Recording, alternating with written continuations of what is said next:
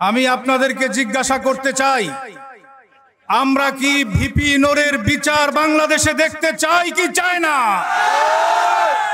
VP নূরকে যে আঘাত করা হয়েছে, এই আঘাত কোনো বিচ্ছিন্ন ঘটনা নয়, এটি হলো ভারতের প্রেসক্রিপশনে বাংলাদেশের সেনাবাহিনী এবং পুলিশ ঘটিয়েছে। সুতরাং আজকে সিদ্ধান্ত নিতে হবে, বাংলাদেশে ফ্যাসিবাদ বিরোধী যে আন্দোলন হয়েছে সেই আন্দোলন অব্যাহত থাকবে কি থাকবে না, এটাই আজকে সবচেয়ে বড় প্রশ্ন। ভিপি নূরকে আঘাত করা হয়নি, আঘাত করা হয়েছে বাংলাদেশের যারা 16 বছর লড়াই সংগ্রাম করেছে তাদের বিরুদ্ধে।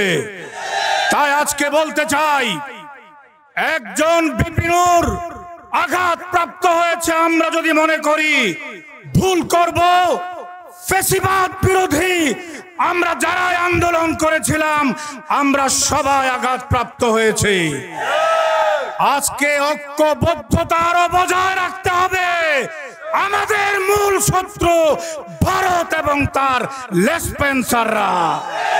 সেজন্য আওয়ামী লীগ যেভাবে নিষিদ্ধ হয়েছে, জাতীয় পার্টি বাংলাদেশে রাজনীতি করার কোনো অধিকার নাই।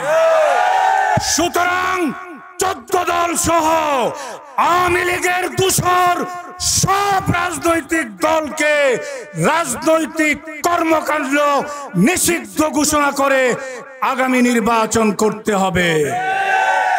আওয়ামী লীগ পুনর্বাসন কিংবা জাতীয় পার্টিকে পুনর্বাসনের দিবা স্বপ্ন যারা দেখবে, বাংলার জমিনে রাজনীতি করার অধিকার থাকবে না।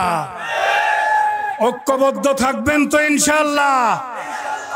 আমাদের সংগঠনের আমির, এদেশের মুক্তিকামী মানুষের রাজনৈতিক বলিষ্ঠ কণ্ঠস্বর আমিরে মজলিস আল্লামা মামুনুল হক সালাম দিয়েছেন, ঐক্যবদ্ধ থাকার পরামর্শ দিয়েছেন। আন্দোলন ফ্যাসিবাদ বিরোধী যে কোনো আন্দোলনে মামুনুল হক সাহেব থাকবেন, এদেশের মুক্তিকামী মানুষ থাকবেন। আল্লাহ আমাদেরকে বিজয় দান করুন।